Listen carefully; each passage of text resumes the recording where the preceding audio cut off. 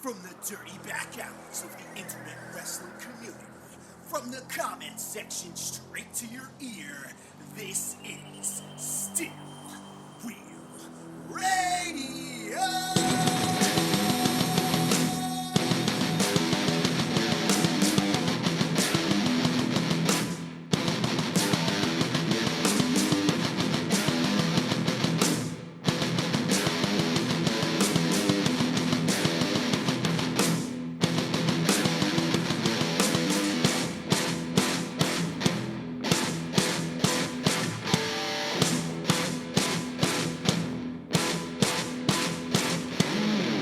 Alright, ladies and gentlemen, hello and welcome to Still Real Radio. You are here, you have arrived at the show where we don't have to and probably won't agree with the things that you say. You probably won't agree with the things that we say. But since it is still real to us, we can all agree that it is still real to us. Damn it! Of course, we had an interesting week in the world of professional wrestling. We're going to talk about the fallout from Extreme Rules. I am one of your hosts. My name is Josh Foster. And I am Zanka. And just so you know, we have a very special interview on this week's episode. We got former WWE World Heavyweight Champion, the real American, all-American Jack Swagger. He'll be coming on the show in just a little bit, so stick around. Zanka, what was your favorite moment from the week here in professional wrestling? There were so many good moments, and this is just me trying to buy time while I think of one. Okay. Well, in any case, he was a little unprepared for that. So we had Extreme Rules on Sunday night. Everybody's wondering who's going to face Brock Lesnar at Great Balls of Fire in July. Got my moment, dude. He's got it. Ready? I'm ready. Dude, that Fatal 5-Way was sick, man. Now that I think about it, I love that match, man. I thought everybody delivered. I mean, the talent worked so hard. It was just such a great match. I love that Samoa Joe won. I love how he won. And I thought it was just great. I mean, nobody came out of that, weak. So they made everybody look great. And the finish, I just loved it, man. I loved Finn hitting his finisher and then just sneaking up from behind him and choking him out. I thought was a great finish. The only thing I didn't like, they don't do the 3-arm drop anymore. He's just out cold. They do one little arm test and he's done. Yeah, I didn't quite get that. I just need to make a side note here. So we got Great Balls of Fire coming up in July. They just released that new logo for Great Balls of Fire, and I know you made a meme where you pointed out that the balls look like a penis. Well, I see a dick in everything, so I guess it was just maybe what I was looking for, but it looked like a dick, right? Well, it's just funny. I'm not sure if you're the only one that pointed that out. I'm sure that other people figure it out as well, but they have a new logo now. That happened quick. They're having quick. They're having quick. They have a brand new logo. Come on, guys. You should have known when you named a pay-per-view Great Balls of Fire. They knew it was there. And you put actual balls on the poster. You had to know this was going to happen. They look like they straight up put Satan's dick in their logo, so... But anyway, back to Extreme Rules. I thought that Fatal 5-Way, that was great. I really enjoyed it. Those matches are kind of tough because you have so much going on, and, a lot of times it's only 2 or 3 guys where the action is focusing on. That's tough. Like a couple of years ago, we went to Money in the Bank in Boston where Cena won the titles, and I remember watching... We were in like the lodge section or the club section. I remember watching, since there's so many people in the match, it's like 2 guys fight and everybody else just like lays down on the outside of the ring and rubs their shoulder and acts like they're in pain. And then there's a moment too where everybody's fighting at once and I'm like, dude, did you see that? You're like, no, I was watching that. Did you see that? Yeah. So it is a little tough to follow, but I think under the circumstances, they did a great job, man. 5 top stars in WWE with no rules, and I was happy to see Samoa Joe get the win. I was too, and actually the one spot that stood out in my mind from that whole match too was, did you see Finn fucking kick Roman's face off? Of course, that was fucking crazy, man. And then the Roman dude finished the fucking match like nothing was wrong, man. He straight up took a punt to the face. Well, I think the thing about this is, everybody was trying to figure out who's going to face Brock Lesnar at Great Balls of Fire in July. The betting odds were shifting a couple times, and lately the betting odds, are pretty accurate. There's some smart money. Someone in WWE is trying to make money off of the results. There's definitely a stooge in there somewhere. But, odds shifted to Seth Rollins, and then it was shifted back to Samoa Joe. And in the end, Joe took it out. And, man, what a good choice. This is finally an intriguing Brock Lesnar match Whereas you knew kind of before he's just going to beat the shit out of his opponents. He's probably going to beat the shit out of Samoa Joe. But I think we actually have a chance to see someone look like a credible threat to the Beast. Samoa Joe solidified himself as a WWE superstar with the promo he did on Monday Night Raw, too. When he dropped the mic and it felt real. Like, he got in Heyman's face. He was calm, cool, collected, and he's just like, all right, look, buddy, something very bad is about to happen to you.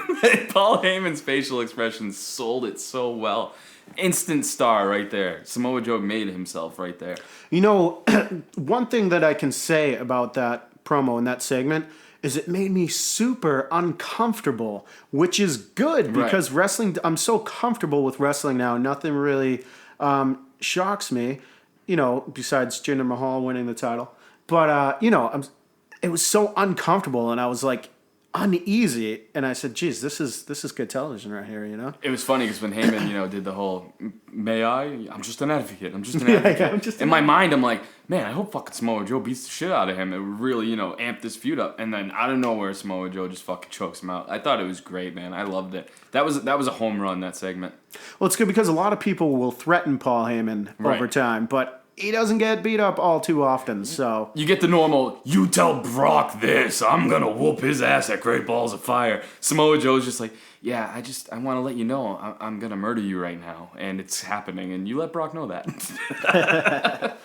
Well, of course, big title change took place Sunday night. The Hardys are no longer the Raw Tag Team Champions. Spot Monkey Jeff had to go and ruin it all. He had to go in and do the whisper in the wind, the nefarious Brother Nero.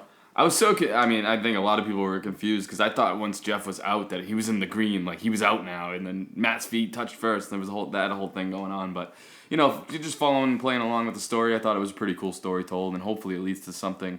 You know, everybody wants the Hardys to be broken just because it was so interesting. It was different. It was new.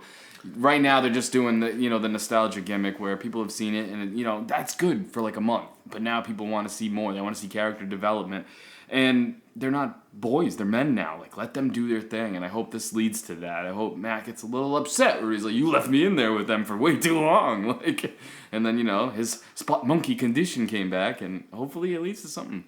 Well, I mean, you got to think that they're going to get a title rematch at Great Balls of Fire. But after that, I would say all bets are off. I mean, I would guess that Jeff is probably going to lose the match for the team once again. Because Matt walks out on him. Ooh, that's how it's going I'd love down. to see that. I'd love to see that. I'd love to see it.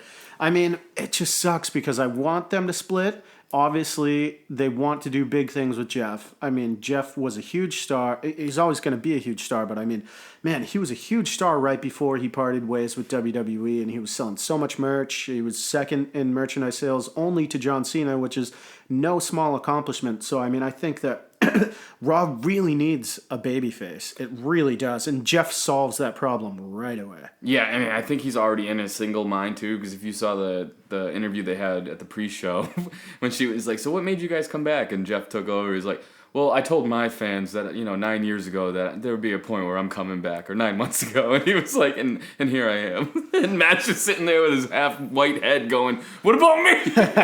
I mean, I think there's no doubt that Jeff is ready. I mean, he's said several times before he came back to WWE, he really wants a Hell in a Cell match at WrestleMania. He said he wanted it with Taker. That's probably not going to happen. But there's still a lot of stuff that he wants to do. I mean, he hasn't been shy about the fact he wants to be world champion. So no, he has the tag team titles with his brother right there, and he's like, I want to be world champ. I mean, I'm looking forward to the split because they're both so talented. I'm just so worried about what's going to happen to Matt. Matt would be fine on his own with the broken gimmick, but I don't think it's going to work. It's just regular old Team Extreme Matt Hardy on his own.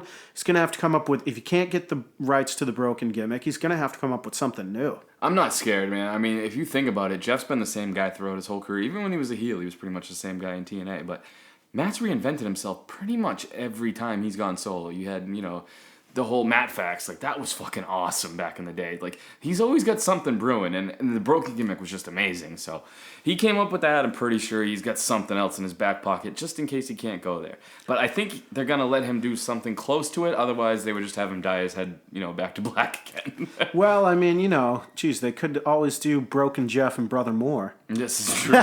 Hey, Broken Matt Hardy may be trademarked, but Broken Jeff Hardy is, to the best of my knowledge, is not. Oh my God. The Shattered Hardys. The Shattered Hardys. Erase. Oh my God. Imagine Senor Benjamin. He's a free agent right now. Where's he going? Oh God, he's just waiting to prepare the battlefield for massacre. Yeah, well, it's summer. He's probably busy with his landscaping, so you're right. Well, the good thing is, I mean, regardless of what character Matt plays, if he can come up with some sort of new character, right. He's got some great feuds waiting for him. We've been waiting so long for Matt Hardy versus Bray Wyatt. Now it can happen.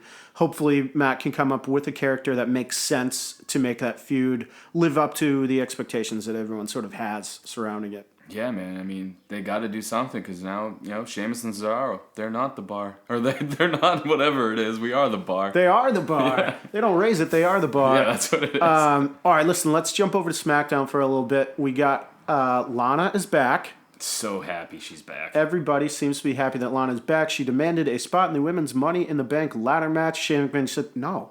Just no. Lana, she went out there, she poured her heart out and her soul, and she put it on display for the whole world and gave this really passionate speech, and Shane McMahon just said no. Yeah, I'm not feeling this right now. I believe was his exact quote.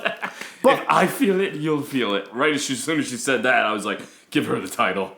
Well, I mean, luckily for Lana, she doesn't have to win Money in the Bank to win the title, because later in the show, she beat up Naomi a little bit. And, now she's getting a title shot at Money in the Bank, long story short. Yeah, I thought that was hilarious. You got to earn your title shots around here. Well, if you put her in the Money in the Bank, she'd have to earn it by, taking the Money in the Bank, the briefcase down. But no, she earned it by, just showing up one day. And beating somebody up, interfering in a match. People are like, oh, Jinder was pushed way too fast. This lady literally showed up and they were like, title match. But she's so hot, I'm pretty sure Vince saw her walk in the building that day and he was like, title match. Well, I mean, this is pretty intriguing because obviously the fans in Florida at NXT live events have been watching Lana in the ring. She's been working hard down there.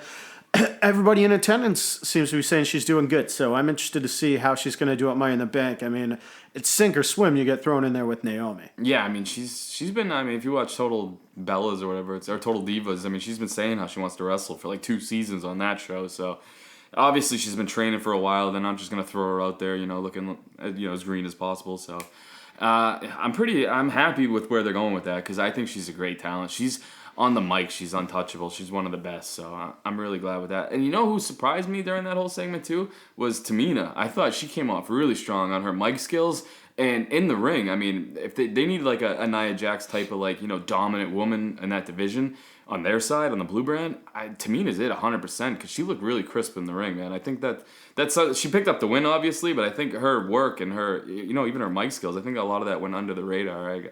I wanted to give her a shout out, man. I was impressed. Hey, man, you got to give the shout out and give credit where credit is due. I mean, obviously, SmackDown does a little bit better of a job at developing their female superstars, as Nia Jax pointed out last week on Twitter, and then was granted a title match this week on Raw. So I guess you want a title match, you just got to point out the fact that you're not being used on Twitter. I want a title match. Hashtag Zanka. Hey, it worked out well enough for Mojo Rawley. He's been posting those workout videos and tagging Shane McMahon, and hey, finally appeared on SmackDown this week. Mojo goes, I won the Andre Memorial Battle Royal. I thought for sure it was going to open doors. I wanted to grab him by the cheeks and like Billy Madison style and be like, no, you don't know how this works. That means nothing. But come on, man, look what it did for Cesaro. Yeah. Look what it did for Big Show. Oh, yeah. Look what it did for Baron Corbin. Yeah. Well, they're just now really getting behind. But, dude, it means nothing, dude. Cesaro won it, and he's had, like, 3 different tag partners since then. They just don't let the guy go solo. Well, we'll put that to the test next year. And I gotta be honest, man, Mojo killed any credibility he had when he came out in them fucking lime green trunks and boots and everything else. I was like, holy shit, guy. This dude's straight up Mountain Dew. Like, they just put a Mountain Dew logo on his ass and be like, there it is. He did make a good point, though. He has a win over Jinder Mahal. Yeah, so does everybody else on the roster up until last month. Yeah, I posted this on Twitter on Monday. A lot of you guys seem to agree with me. You know, Jinder Mahal can get WWE title win, but Heath Slater can't get a win on Raw? What the fuck? I know. Man. It's just he not got cool. Dogged on Raw. It's just not cool, man. Respect for Heath. He's got kids, people. He's got kids.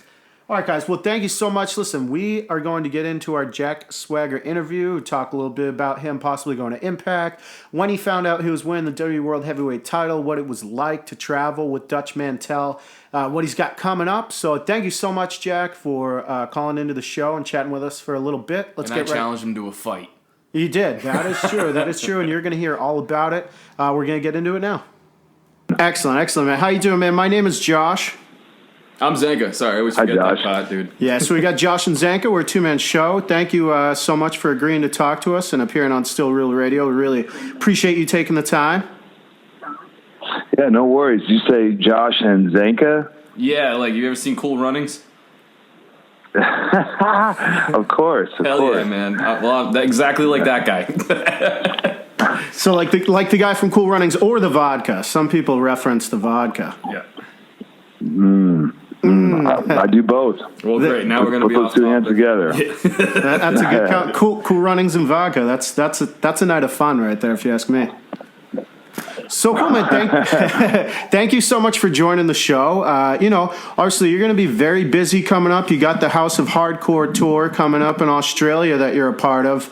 Obviously, Tommy Dreamer runs the show there. Did you have to do some sweet talking to Tommy Dreamer to get in there? Maybe because I know you beat him up a lot during your ECW days.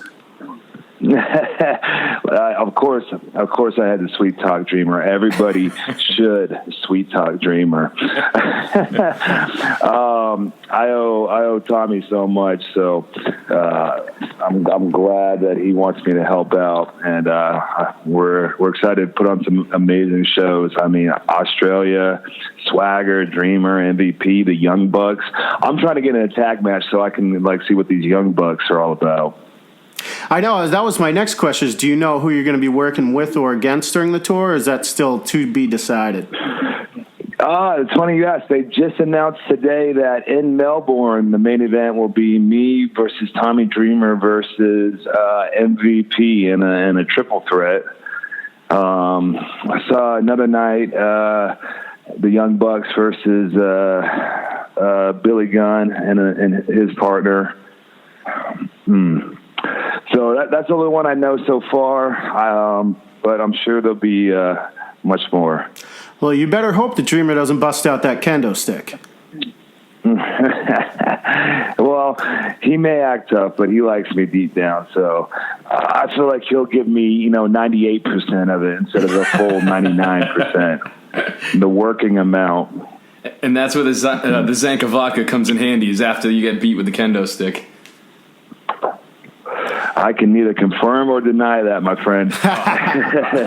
So you're a couple weeks removed here from parting ways with WWE, going out on your own. Now that you're a couple weeks removed from the grind and the schedule of WWE, how are you feeling? How does it feel to be doing something different? How do you feel as a free agent now? Yeah, I'm very excited. I had about 4 months off there, and so my body feels absolutely amazing. I'm very excited about how it's responding. We've been doing shows for the last couple of weeks, and every day it feels like it's getting stronger, and like the soreness is getting out. So that part is awesome. As far as I can see, there's never been a better time to be a pro wrestler, or for that matter, a pro wrestling fan. It seems like there's so many great markets, great promotion, people putting on amazing shows, people stepping up and really making a name for themselves. So, I see opportunity everywhere I look. So that aspect, I'm excited as well. Yeah, I just saw you had a match against Michael Elgin. You were just saying how your body feels great. I imagine you were a little sore after that one, though, right? That ring was very soft, so we took a lot more punishment than usual. But man! It was a very, very fun in there with him. I think he's going to be a very big name coming up.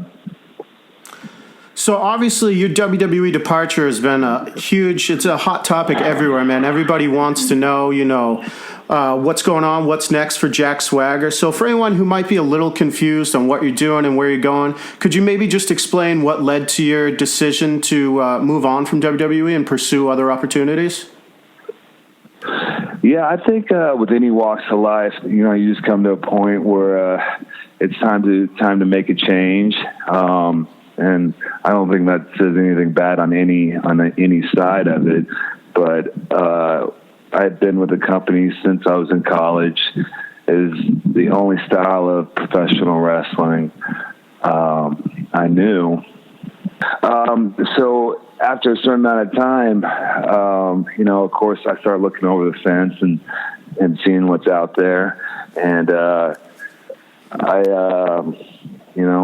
kind of wanted I've always wanted to wrestle, places like Japan, UK, Germany, and not just with the WWE, because it's, like I said, it's different styles, different audiences. And, right. You get to go on a little journey and grow, get outside the box a little bit, get out of your comfort zone a little bit, push yourself. So I felt like I needed that. And, I think the writing's on the wall. We can see, from how they booked me, I was trying to grow my brand. I felt like I was becoming a better wrestler every year that I've been with the company. And it just got to a point to where the communication was bad, and they didn't really care about my brand anymore. So I had to make a business decision. It's a tough one. I got 2 young kids that I got to provide for. Private school's a bitch. But, it's like I'm 35, so it's time to make this decision and go out there and really push myself and see what I've learned over these last 10 years and see if I can't become an even bigger name, So, a couple months before your WWE departure, I think us and we got a lot of fan questions about this when they found out you were coming on the show. You jumped from Raw to SmackDown, and you made a pretty big impression on SmackDown when you first arrived, jumping into a feud with Baron Corbin. But then, it didn't really seem like there was much of an impact after that. Was there a plan in place for you on SmackDown before that, or was it just kind of like, we're going to shift this guy over to the blue brand and see what happens? I can't really answer that because, I'm not in on the meetings, and I was pretty surprised when that happened. I was told there was a plan and this and this and this. I'm not sure what happened on that. Well, you can't control everything, right? But hey, man, it's all good. Well, like you were saying, though, I really feel like your wrestling style would fit in, over in England. The way you wrestle, the way you move, you're a big guy. I think that gets lost sometimes, how big you are. But how technical you actually are in the ring. I really feel like, you, in England and even Japan, it would be a great match. Oh, thank you. And it'll be very exciting to see, what comes out of it. You go there and you wrestle for a couple months straight, Right. You're going to have to adapt. It's like you go into another culture and all of a sudden you start speaking a little bit of their accent. Right. Cup of coffee. So I appreciate that. And I look forward to it. I always pride myself that I can have the best match with anybody. And so I really want to go and wrestle everywhere and, show how big and fast I really am. And the thing, too, is, it sounded like you left at least on semi-good terms, too, I'd imagine. So if, you build up a big enough name, there's always a chance of you going back. And with Jinder being champ and you Mr. Real American and everything, dude, I'm getting a Star-Spangled Boner just thinking about you coming out to, defend America against him one day. It's the Star-Spangled Banner, sir. Oh, sorry. It was a wrong vowel. Yeah, wrong vowel. Yeah, it's funny, talking about We the People. We started that in 2013, and it really is just as strong today and still has lots of legs. So it's always there.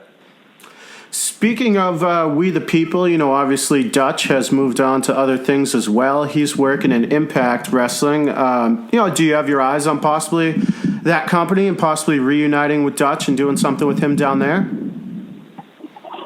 Yeah, I would absolutely love to work with Dutch again. I think if he's given the right resources, him and Jeff might be able to really put out a good product. I know the company that took them over, they know TV, so it should be a good mix of pro wrestling minds and TV minds. So it'll be exciting to see what comes out of it. Yeah, from all accounts, Dutch is, he's a genius and everything. You pluck his brain. I mean, I imagine you must have. It's probably a dumb question. You must have plucked his brain a lot during you guys' run. Anything, any cool, quotes or standout things he said to you to help you with your career? Well, his taste in music is very good, and you may not get that from the look of him. You would think that he would just strictly listen to what's that? White biker music, if I can say that. Right. He's really into like folk. He's really into all types of '70s music. And he's actually very knowledgeable about the current stuff. I think he likes to be knowledgeable on that just so he can complain about it. But he's put a number of songs onto my playlist. So we always had fun with that. But riding with Dutch, I mean, I should have been paying him for all those times that I got to drive him, and just the situations that we were in, and the topics of conversations that came up. Very, very, very endearing man. He's going to kill me for saying that. He really cares about people, and you can see that because he wants to help. He's not a cocky man, but I really feel like he knows what he's talking about. So he's not afraid to speak his mind. He always wanted me to protect my size more when he was with me. So that was like the biggest stuff. You're a big man. There's no denying that. That's for sure. When you guys first came up with the We the People gimmick, I mean, it still is hot to this day, but it was almost like there was a different aura surrounding it at first, where it was almost like controversial. You guys had that whole thing with Glenn Beck sort of getting pissed off about it. I mean, was there ever a point during that period where you guys would go out in public and people would ask you about the gimmick? Did you ever get in any sort of like awkward confrontations with people that maybe didn't understand the entertainment form? I never had any situations like that. It was very controversial at first, and it was very political in its nature. It's cool. So like me and Dutch did that run for about 6 months. And then we got Cesaro put with us, and it slowly started to change. Cesaro was like just so impressive of what he did in the ring. People started to like us, and him and I worked well together with the combination. So that kind of, made it a little more fun to say. I think the timing, of this day and age and where we at with society, and just like just a very catchy slogan with, like you said, a wrestling genius behind it. $1 million talent in Antonio Cesaro, and then you had me slowing everything down, but I try to keep it running. But it really transformed from the political movement to a movement of the people, because when you asked me if I had bad interactions, I didn't back then, and I don't now. Like everywhere you go in almost every country, people use "We the People" as a powerful message for some kind of movement about the people, and it's really become that, and it really shows that in wrestling crowds. Like I was just in Mexico, and they were saying it at the top of their lungs. So it's cool to see that. Yeah, it's really cool to see that. And I always thought that the best storylines in wrestling were the ones that were just natural, and this one has definitely taken on its own life, and I can't control what it becomes, but I just try to go along for the ride. It's like I never would have thought it would have went this far.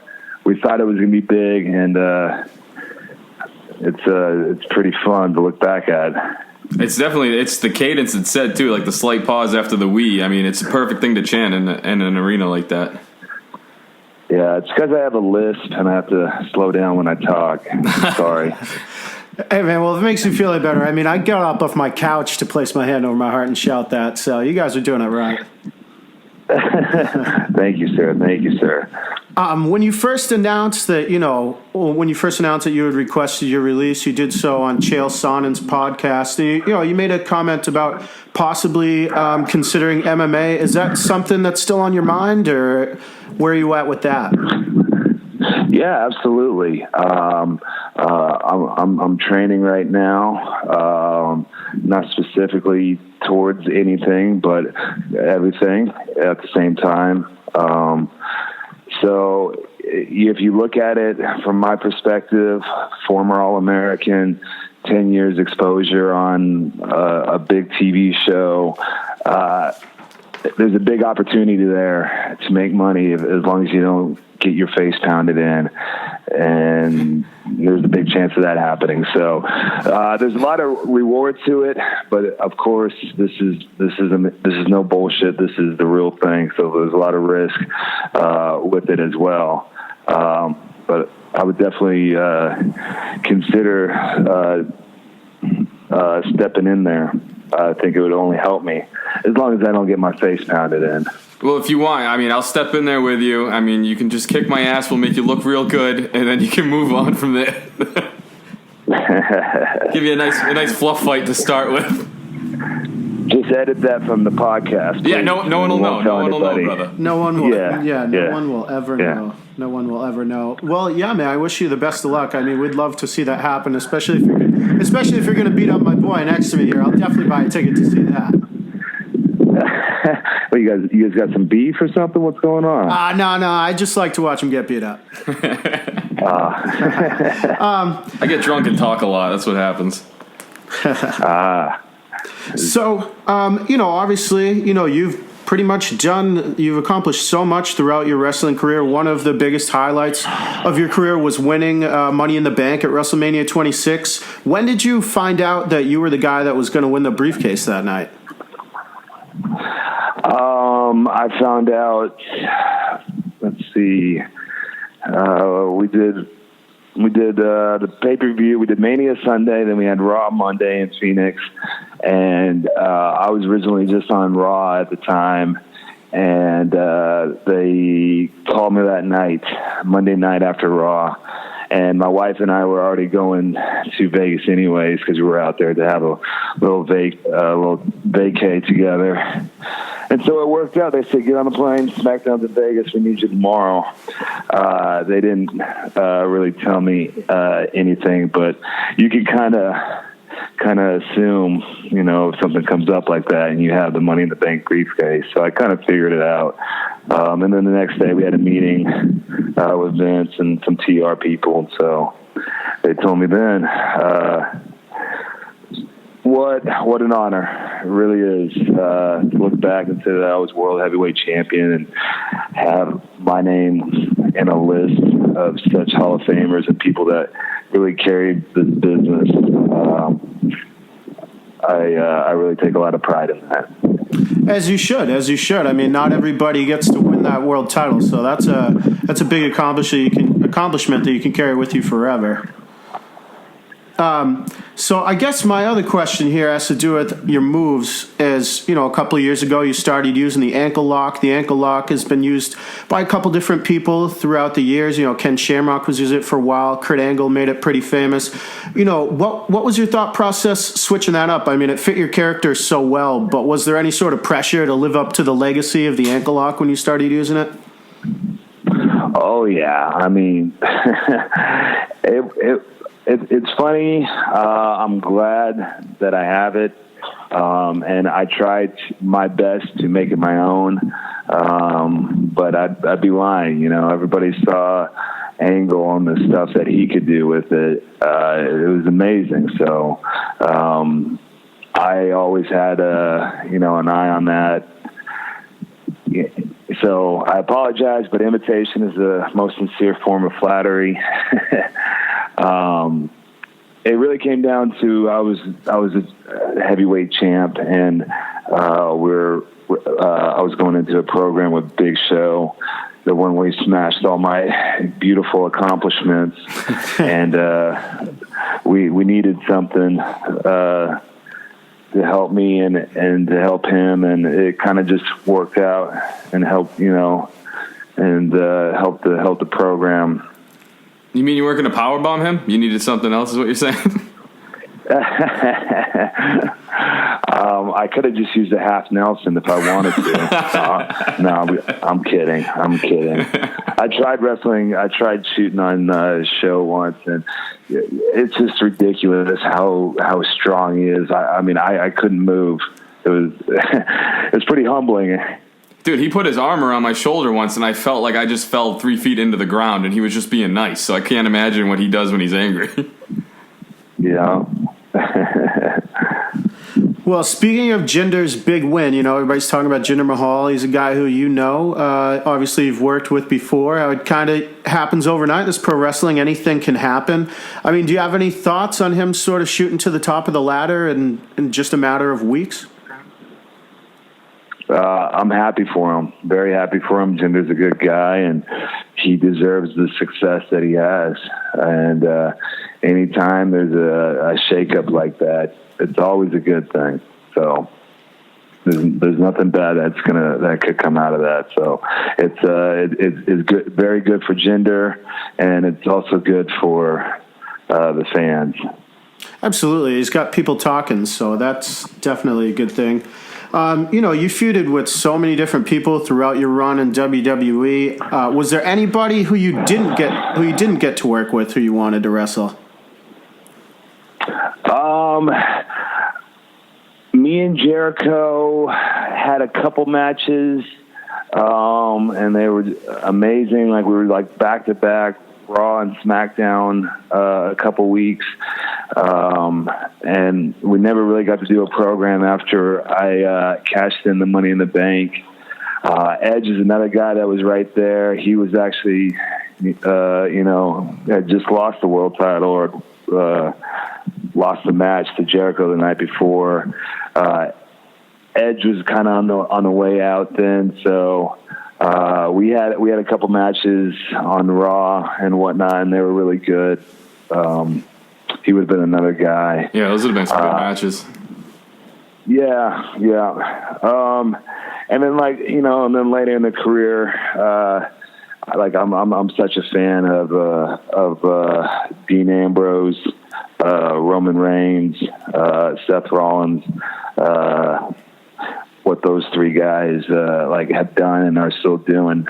It's awesome, man. So to be in a program with them would have been a lot of fun too. We would have tore it down. So looking towards your future now, you said you've had your eye on a lot of different promotions and things. Who are some specific talents you'd like to, have a feud or just work a match with that are out there now that you haven't gotten a chance to yet? Well, I just started, so there's a lot of people that I haven't got a chance to. I saw Keith Lee in Chicago at AAW. Man, that guy's impressive. Yeah. Of course, Mike Elgin. I like to toad up with Low Key, Matt Riddle. They're going to be in Brooklyn on this Sunday, so we'll see each other, see what's going on. Worked with Dijak last weekend. That was good. That's a big, tall guy. I can't believe he hasn't got more notice for the way he moves. Him and Keith Lee tore it down in Chicago. So Dijak is 7 feet tall. he's taller than me. Yeah, so he's a big boy. I know that. Yeah. So we'll see. I'm still kind of getting my feet wet and learning, and Jack Swagger will wrestle anyone. Well, definitely, man. I mean, we can't wait to see what you got going on. Can you just give fans a little primer here? We know you got the House of Hardcore Australia tour coming up. Can they see you in the U.S. coming up? We got the House of Hardcore Australia coming up this weekend. We'll be in MCW on Friday, June 9th. I'll be at the Legends of the Ring convention June 10th. I'll be wrestling at SWF, Atlantic City, New Jersey, June 10th that night. Like I said, I'll be in Tier 1 in Brooklyn on Sunday. And then we'll do HOH for the rest of June. July, I'll be working... I'll be appearing at the Wrestling Guy store in Los Angeles on July 8th. Let's see what else we got here. I'll be working NEW July 28th. Booked up, man. Good. Booked up. That's just some of it. A lot of the UK stuff as well. So it's that's kind of the new aspect to this side of it. We're trying to get that ironed out and get this calendar filled up. Well, we don't want to keep you any longer, brother, but I just want to say one last thing. I know there's a small movement of people right now, like Joe Rogan and all them, trying to keep the fanny pack alive. I got to give you respect for keeping the wallet chain alive, brother. It's a chain wallet. I always laugh when people call it a wallet chain. Chain wallet. Yeah. I love that. Hey, what's old is new again. That's what I'm saying, man. Hey. Keeping it strong, brother. But hey, man, it was really great to talk to you. Thanks a lot. Yeah, thank you guys. It was a lot of fun. I appreciate the help. Yeah, no problem, man. Anytime. Yeah, we appreciate you taking the time to speak with us. We really do. And, best of luck out there on the road this summer, man. We'll be keeping an eye on you and telling everybody to go out and see you. Hey, cool, man. Thank you. And if you hear any bad match reports about me, shut them down. Say it was a 5-star match. And, 100%. It was sold out. All that good stuff. Dude, you've incorporated a triple Indy into your moveset, dude. We got you covered. Don't worry about it. Yeah, I'm going to have to, I think. All right, brother. Take it easy, man. All right, guys. Thank you. All right, guys, once again, thank you so much to Jack Swagger. Check him out. He is most likely coming to a town near you sometime this summer. And if you like what you hear, please subscribe to the show on iTunes. Follow us on Twitter at StillRealToUs with a 2 instead of a T-O. And on Instagram at StillRealToUs, TOUS. And just remember, this is a show where you don't have to agree with the things that we say. We probably won't agree with the things that you say, but Zanka has something to say real quick. It's still real to us. We, the people. Listen, man, I wasn't ready for that. I was giving it the heart on the chest. So maybe... We'll try it again. Maybe we can finish this just real quick like this. If you're listening to this podcast right now, I want you to please stand up, place one hand over your heart, and in a loud, clear voice, say with us, We, the people. Keep it real.